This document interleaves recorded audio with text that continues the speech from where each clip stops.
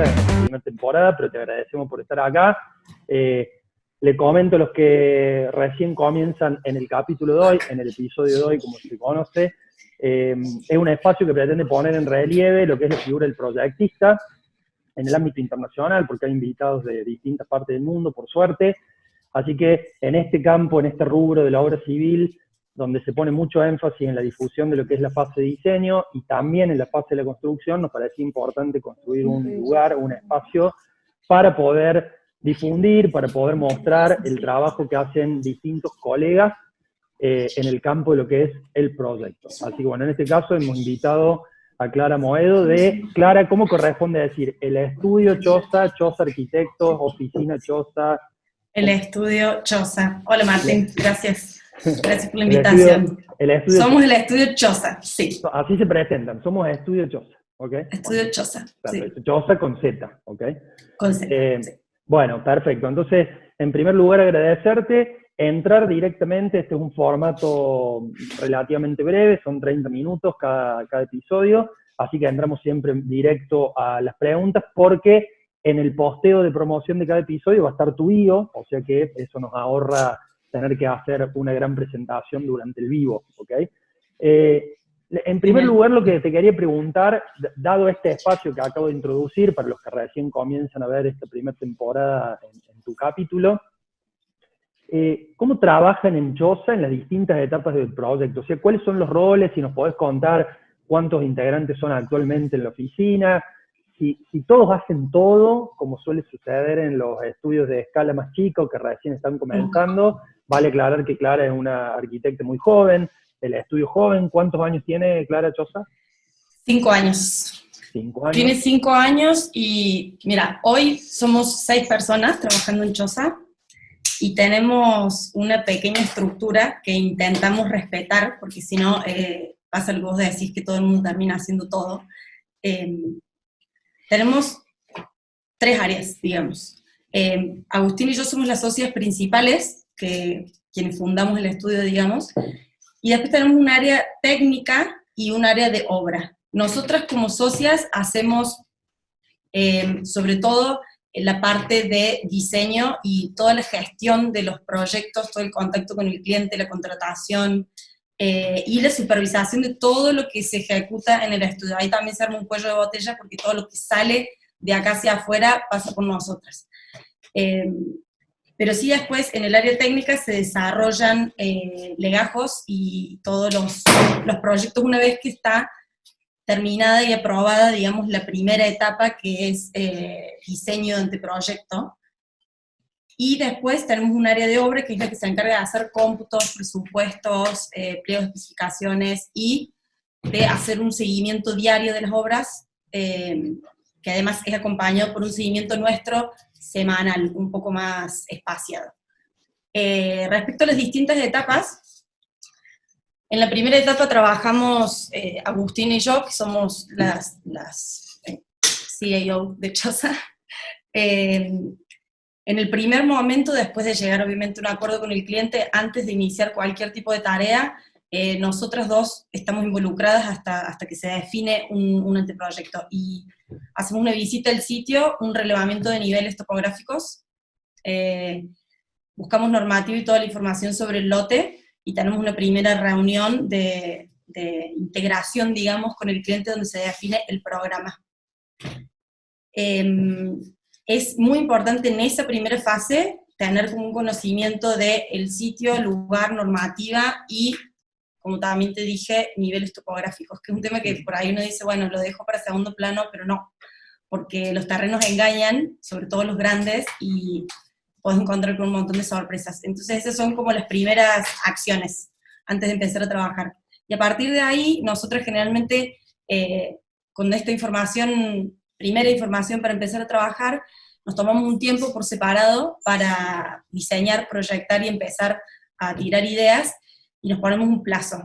Y después de 15 días nos juntamos cada uno con sus ideas y pulimos, intercambiamos, cruzamos y tratamos de sacar al menos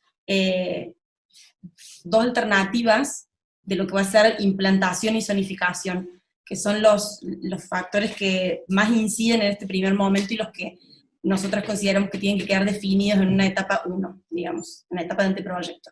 Implantación y zonificación. Una vez que tenemos definido eso, armamos estas propuestas y tenemos una primera reunión con el cliente donde se presentan justamente las alternativas de implantación y de zonificación. No sé si querés que te vaya mostrando un poco Sí, pero primero te voy a invitar que porque... manejamos o... No, primero te voy a invitar porque esto es televisión, ¿verdad? Y como sos inquieta, y yo te pedí que te quedes quieta con el fondo, pero está bueno tu fondo, así que vamos a sacar el fondo virtual, si te acuerdas cómo es, y vamos a abrir la ventana de tu estudio total. Está en tu estudio, digamos, no vamos a ver nada raro.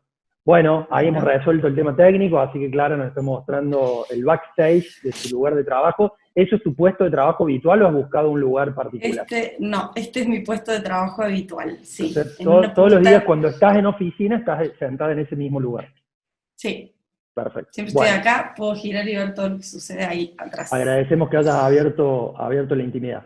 Sí, como dijiste recién, me pareció muy interesante la primera parte que aclaraste, digamos, en esto que uno va haciendo de entrevistar a distintos profesionales, no hay una receta, cada profesional tiene su propio modelo de gestión, aún en el aparente caos hay siempre un modelo de gestión, o sea, yo eso lo defiendo, no soy de creer que solamente los modelos de gestión son los que indican las instituciones como PMI o las instituciones ágiles. Cada oficina seguramente si tiene una prolífica actividad, tiene un modelo de gestión, a veces no es consciente de ese modelo de gestión, y ahí quiero reparar que en el caso de ustedes me parece que, al menos de tu lado, hay una conciencia de que hay un proceso. Hay un proceso que comienza con una primera etapa, donde hay una valoración sobre todo lo que es la implantación, como kick-off, como primer lanzamiento de las ideas proyectuales, que me remonta a algunas otras conversaciones que he tenido con otros colegas, como el arquitecto Viale, por ejemplo, que él siempre dice que para un proyecto desde la factura técnica, los niveles de terreno son clave porque muchas veces se te suele complicar con el pluvial, o sea, con el desagüe, con la bajada del pluvial, suele ser matador ese punto, y si eso te lo enteras con el proyecto ya avanzado, probablemente te cambie muchas de las acciones del proyecto. Vamos a entrar completamente, vamos a compartir pantalla, y vamos a ir a lo que más siempre disfrutamos, que es conocer algunos de tus proyectos. Si nos querés ir contando qué proyecto vas a mostrar.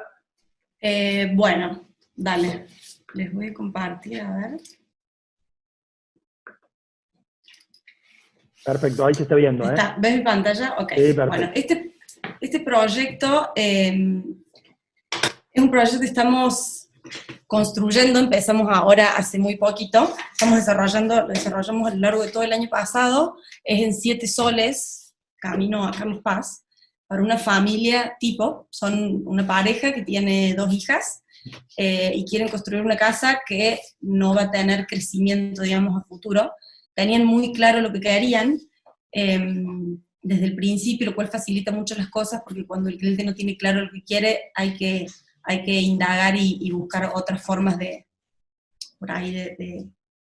deducir. Bueno, les muestro la primera etapa entonces. Estábamos hablando de la etapa anteproyecto. Una vez que definimos una idea fuerte o 2, lo que hacemos es reunirnos con el cliente y mostrarle a través de una serie de gráficos muy conceptuales lo que puede ser la implantación y la distribución y zonificación de la casa. Esto es sobre todo porque muchas veces nos pasa que el cliente no maneja el mismo lenguaje que nosotros, ¿no? Entonces hay que buscar una forma, al menos en las primeras instancias, de poder bajarlo a algo tan simple como esto, que es una especie de Lego de colores, que te indica cómo está zonificada la casa, ¿no? La cochera, dónde están los ingresos, cuál es el volumen de cocina, comedor y living que va a tener una doble altura, cuál va a ser el volumen privado de dormitorios, dónde va a estar el estudio, ahí aparece el lavadero por atrás, lo que va a ser toilet, depósito. Y se va liberando para poder ver la totalidad, galerías, asador. Esta casa se implanta tirada hacia el frente, respetando los retiros, y se ocupa de medianera a medianera, que es lo que permite también la normativa interna del barrio. Es un lote de frente chico, pero muy estrecho y largo hacia el fondo. Entonces lo que hicimos fue tirar el proyecto hacia adelante, dejando abierto hacia el norte. Tenemos el norte una muy buena orientación, entonces la casa se abre completamente hacia el norte, se cierra hacia el sur, de hecho tiene los servicios y la cochera hacia el sur, y también se cierra un poco la calle, que es un poco algo que nos gusta hacer siempre, ¿no? Respetar la intimidad y la privacidad y cerrarnos hacia los espacios más ¿Recordás, Clara, la superficie de este proyecto? La superficie este proyecto tiene 286 metros cubiertos, metros totales en realidad. Uh-huh. Sí, son unos 60 semicubiertos y 220 cubiertos. O sea que este es tu primer entregable, digamos, al cliente. Esta es la primera entrega que se le hace al cliente. Perfecto. Un estudio muy volumétrico, y después aparece un poco más clara ya esa zonificación con un 3D muy esquemático, sigue teniendo muy poco de detalle, pero es para que el cliente empiece a entender cómo van a ser esos espacios, esas circulaciones. Esta casa está planteada con 2 plantas, la segunda planta tiene un vacío y una doble altura que balconea hacia todo lo que va a suceder en el área social, digamos, abajo. Entonces, bueno, para explicar eso, siempre hacen falta ciertos gráficos que acompañen y esclarezcan esas cuestiones. Y después aparece también la cuestión volumétrica, que es parte de las primeras entregas, digamos, una primera instancia de estudiar la volumetría dentro de esa implantación y cómo se va a estructurar la forma de la casa, ¿no? Uh-huh. Acá también hay un estudio de los techos, ¿no? Y una de las, por ahí, estrategias fuerzas de esta casa fue trabajar con una lucera para justamente iluminar todo este espacio que balconeaba y tener una iluminación cenital en la doble altura. Entonces, este tipo de imágenes nos ayudaban a mostrar qué queríamos con esa lucera, ¿no? Bueno.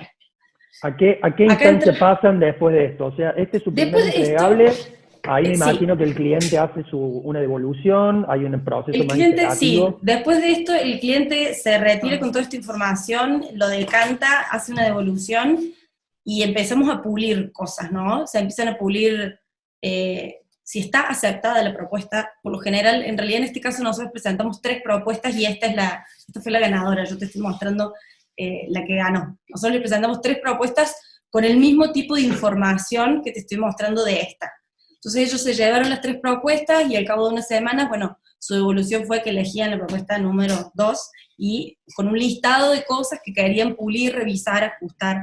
Y entonces ahí empezamos a definir un poco más claramente superficies, un poco más claramente las fachadas, aperturas, entrantes, salientes, ya entrando como más en el detalle de las superficies y de la volumetría, ¿no? Antes era una caja que tenía cierta forma y ahora empiezan a aparecer aberturas, rajas, salientes, cajones, y empieza a verse un poco más claro lo que va a ser la casa ya en sí, con sus ventanas reales, sus ingresos reales, empieza a aparecer el equipamiento para entender cómo funciona cada uno de esos espacios, qué dimensiones van a tener por ahí el equipamiento fijo, que normalmente nosotros cuando diseñamos con el equipamiento fijo incluido, o sea, pensamos desde cero la estructura de la casa, la implementación, los muebles, la cama, el vestidor, el mueble del baño. Perdón, Clara, una pregunta. Entonces, sí. Una pregunta, te interrumpo. Sí. ¿Ya acá, en esta fase, intervienen algunas otras disciplinas, algunos consultores, o hasta acá todo lo viene resolviendo Choza?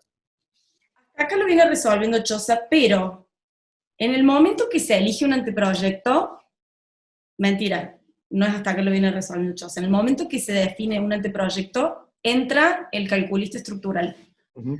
El calculista empieza en la fase 1, en la primera fase sí, entró el calculista. Sí, okay. De hecho, en realidad nosotras, con nuestro calculista, que ya tenemos una relación, siempre hacemos los proyectos con la misma persona, y en el momento que empezamos a diseñar, cuando nos estamos jugando mucho, o cuando hay cuestiones que sabemos que van a ser delicadas, por ahí las abordamos y las consultamos en un momento inicial, como para no plantear cosas que no son factibles o que le van a complicar la vida después al constructor, ¿no? Entonces, siempre en la etapa 1 tenemos cuenta la estructura, que eso también creo que es importante pensar. Cuando vas a un sitio también pensás la forma en la que vas a construir, si vas a construir en húmedo, en seco, prefabricado, tradicional. Me parece que es algo que nosotros al menos intentamos, porque uno debería tener definido o pensado desde etapa 1. Eso condiciona el proyecto, y más con sistemas que por ahí tienen piezas industrializadas. Si uno no las conoce, no conoce esos sistemas a la hora de proyectar, después cuando empezás a definir el desarrollo del proyecto ejecutivo, te vas a encontrar con un montón de limitaciones. ¿Alguna otra disciplina que interviene además del estructuralista en esa primera etapa, o en esa primera etapa lo definen arquitectura y estructura? Arquitectura y estructura. Obviamente, bueno, se hace también un estudio de suelo. Cuando ya empieza a trabajarse la estructura, se hace un estudio de suelo. Y sí hay un estudio que en realidad nosotros lo hacemos acá porque mi socia de hecho está especializada en arquitectura sustentable, entonces se empiezan a estudiar también cuáles son los sistemas pasivos y activos que se van a usar en este caso en una vivienda para que tenga un funcionamiento térmico eficiente, ¿no? Desde lo constructivo, que eso se piensa en realidad desde la implantación y la orientación de la casa hasta el sistema constructivo, hasta las propuestas de cerramientos, revestimientos, y de la mano de esto vienen también, bueno, cuáles son los sistemas activos, hoy hay millones, pero cuáles son los sistemas activos que se proponen, eso también va surgiendo en esta etapa, entre la etapa 1 y 2. Y esto es un poco en lo que termina, ¿no?, la fase de anteproyecto. O sea, llegamos a este nivel de definición. Entregable de anteproyecto. Sí. Cuando el anteproyecto está definido, se entregan, bueno, planos generales, que también van en el primer momento y se van definiendo, ¿no? Y las imágenes que te mostraba recién. Con un nivel de general, ¿no? De definición de ambientes, dimensiones, cómo se van a equipar esos espacios, cómo van a funcionar. Específicamente en la oficina, ¿tienen definido quién hace la producción ya de este primer legajo o todos hacen todo? Sí, no. Nosotras trabajamos en esta primera etapa.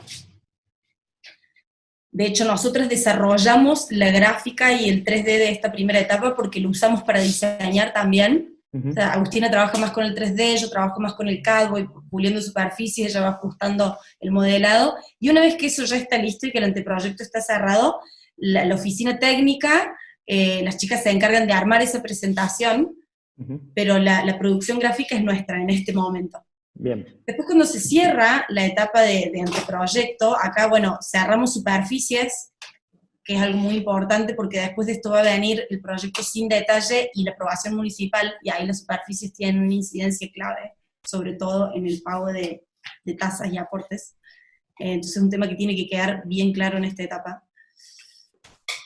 Acá hicimos un estudio, nos parecía muy importante hacer un estudio de esas cuestiones de doble altura, volumétricas, de los techos y la lucera, que era como el leitmotiv del proyecto. Después de que se define ese proyecto, empezamos a desarrollar la etapa de proyecto con detalle. Nosotros nos guiamos por lo que plantea el Colegio de Arquitectos de Córdoba, ¿no? Que las etapas son anteproyecto, proyecto con detalle, proyecto sin detalle, que es lo que vos necesitas para una aprobación municipal, el nivel de definición, digamos, y después el proyecto con detalle, que sería el desarrollo del proyecto ejecutivo apto para construir. Eso te iba a preguntar, que me parecía clave porque por ahí en el medio local no está tan clara la división de aguas como por ahí más en el campo internacional. Lo que le llamas proyecto con detalles, ¿es un apto licitatorio o es un apto para construir? Sí. Porque no necesariamente son los dos mismos legajos.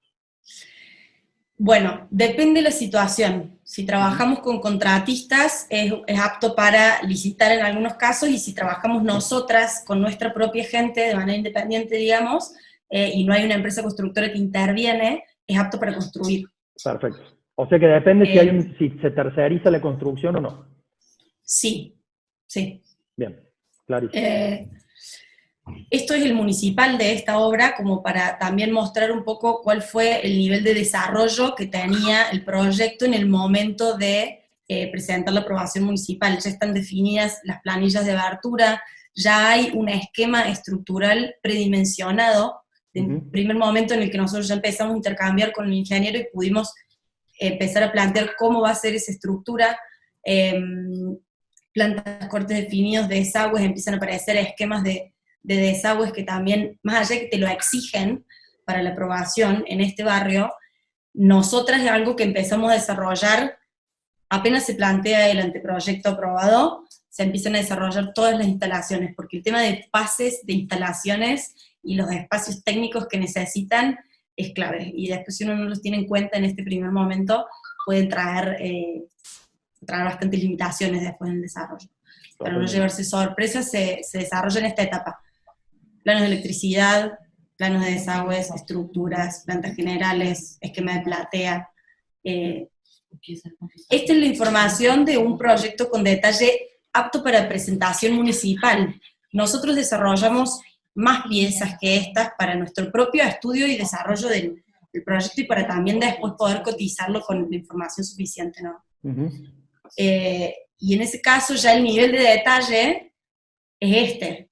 Ya hay mucho más definición de la materialidad, de los revestimientos, de la estructura, ya hay un cálculo estructural, empiezan a aparecer definiciones interiores de lo que va a ser el equipamiento fijo, revestimientos interiores también, bueno, estructura de cubierta, hasta acá también, hasta el tanque de agua habíamos elegido. Usualmente, Clara, una pregunta que te hago, ¿usualmente trabajan con un concepto de set de legajo completo o van haciendo documentación a demanda? Digamos, se necesita cotizar la envolvente, se hace un zonal para envolvente. O de arranque hay alguien haciendo una gerencia de la producción, que le llamamos nosotros en la diplomatura DAE. La gerencia de la producción es decir, bueno, el entregable es un proyecto, un legajo licitatorio, o es un legajo apto obra, esto es lo que voy a tener que hacer, voy a diseñar la documentación, esta es la cantidad de planos que voy a tener que producir, y demás. Bueno, eso es lo que sigue, ¿no? Porque después de tener la aprobación municipal, que es clave, porque eso es lo que te dice que vos así podés construir la obra, entonces podés empezar a desarrollar el legajo. Y ahí es donde entra toda esta información que te voy a mostrar ahora, que es el desarrollo del proyecto ejecutivo, digamos, donde nosotros ya armamos un listado específico de todos los planos que van a conformar el legajo de esa obra. Esto se hace antes, esto se hace antes de empezar el desarrollo, o sea, después que el municipal está ok, aprobado, listo. Con toda esta información, el área técnica que elabora esto junto con nosotras, vamos viendo qué vamos a necesitar para cotizar y después para construir, ¿no? Cuáles son los detalles que queremos que estén definidos. Y acá no importa si hay un actor intermedio, si hay un actor más en la construcción o no, porque hay cosas que nosotros siempre vamos a definir en una primera instancia, las hagamos nosotras o no, porque también tiene que ver con la cotización.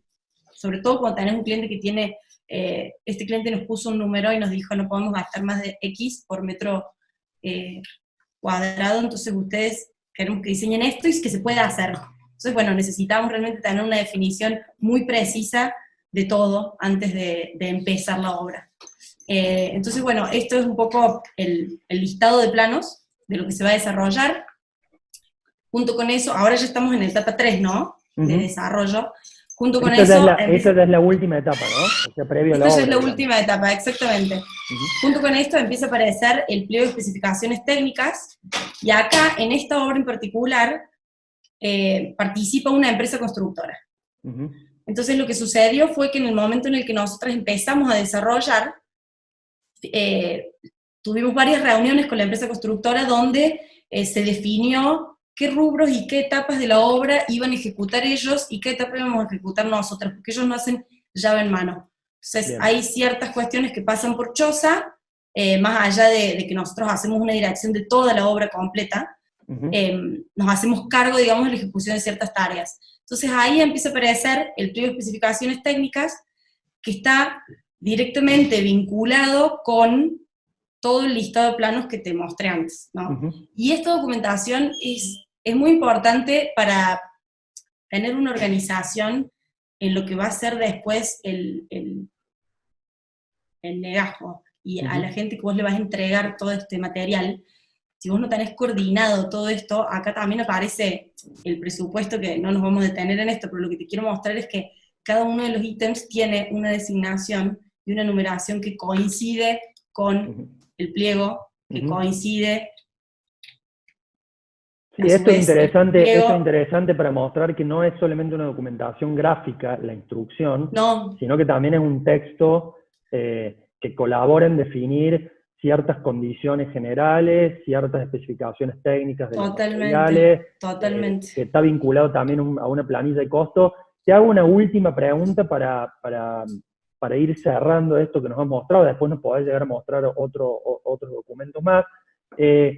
Dentro de todo el proceso que me contabas, me surgió la pregunta si trabajan de alguna manera iterativa con detección de interferencias de las distintas disciplinas. Digo, está claro que con la estructura la entienden como algo fundante y por eso la ubican en una primera etapa, pero digo, el resto de las disciplinas, como por ejemplo termomecánica o todas las instalaciones sanitarias, ¿hay algún momento en el cual trabajen o estén pensando en ir hacia, por ejemplo, una modernización tecnológica desde lo BIM, para decir, bueno, sí, venimos sufriendo mucho en obra estos imprevistos, que te parece que un codo interfiere contra una viga o que esto y lo otro, y a partir de eso están queriendo pensar en otra cosa, o es algo que ya hacen, o cómo lo resuelven? Mira, nosotros trabajamos muy rústicamente con AutoCAD, pero sí venimos pensando en modernizar la metodología de desarrollo de proyectos porque esas interferencias es algo que hoy hacemos manualmente y que sabemos que hay un montón de formas de, por ahí de prever y de evitar ciertas interferencias o previsualizarlas en el momento de desarrollo, ¿no?, del proyecto. Si trabajas con otros programas como Revit, es algo que te evitas, ¿no?, y que se va resolviendo sobre la marcha y no te encuentras después una vez que ya están todos los planos. Pero sí, está en nuestra lista de pendientes, son cosas que requieren un montón de capacitación. Perfecto, Y parte de los objetivos. Interesante pensarlo. Si querés dejar de compartir, que vamos a cerrar con una última pregunta que, bueno, tiene que ver con... Bueno, no llegué a mostrarte... Bueno, mostralo porque nos interesa. No, quería mostrarte de esta última... Sí, quería mostrarte de esta última etapa. Me pareció muy importante hacer hincapié en esa relación entre los documentos escritos y esto que es el documento gráfico. Y hay una coordinación ahí.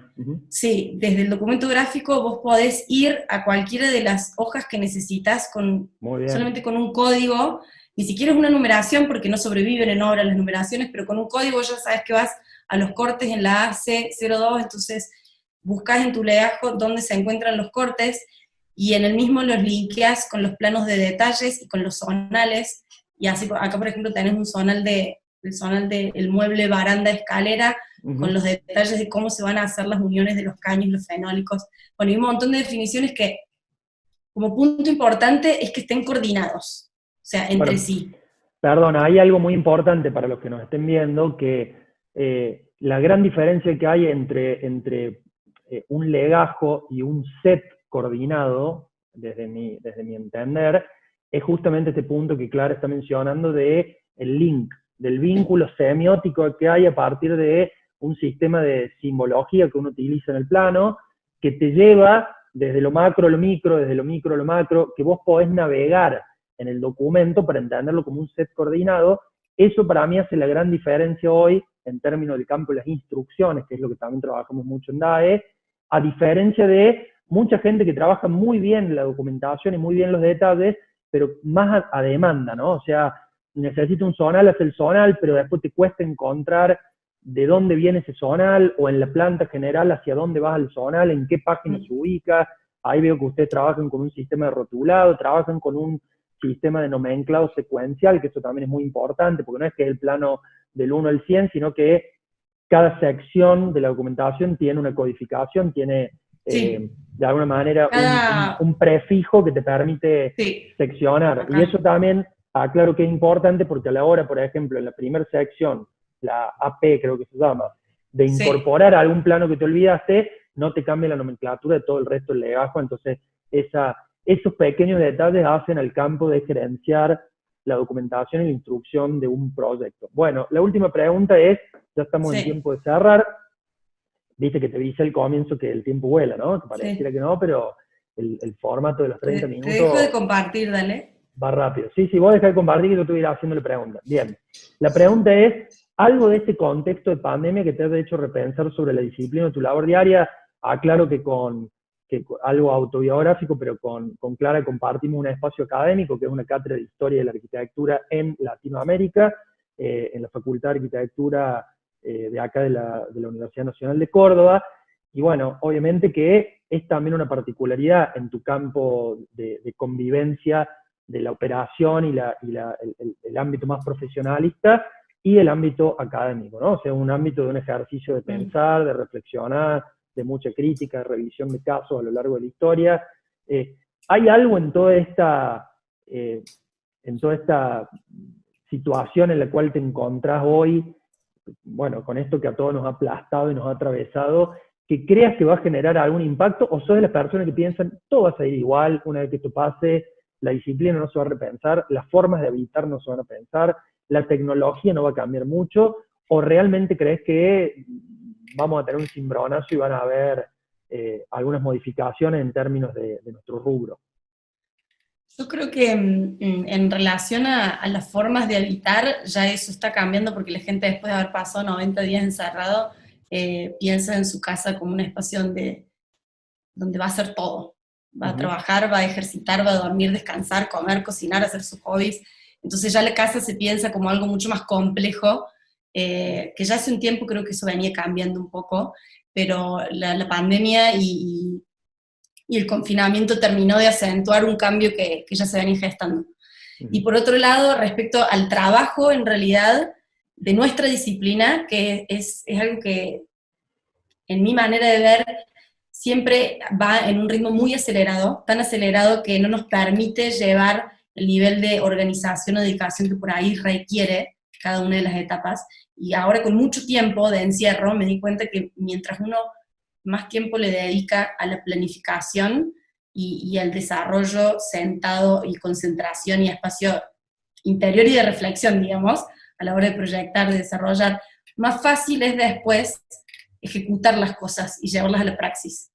Como que el momento de creación creo que amerita más dedicación, más tiempo, más tranquilidad, más espacio de pensar, ir, venir, reflexionar y ejecutar, porque después eso va a hacer que durante el desarrollo haya cosas que se eviten, haya problemas que se eviten y haya cosas que ya estén resueltas y que yo veo en la práctica de la arquitectura en el día a día que la gente va resolviendo atropelladamente cuestiones en las obras que surgen permanentemente, pero si uno trabaja muy bien, con mucho tiempo en las primeras etapas, las etapas posteriores vienen más alivianadas, me parece. Esas son como mis dos reflexiones. Te agradezco desde ya por formar parte de esta primera temporada, que tendrá seguramente más episodios, que como dije al comienzo, busca poner o difundir la manera en la que trabajan distintos colegas, la manera en la que entienden el problema del proyecto, que es en lo que un poco hicimos foco. Me interesó porque también estuvimos viendo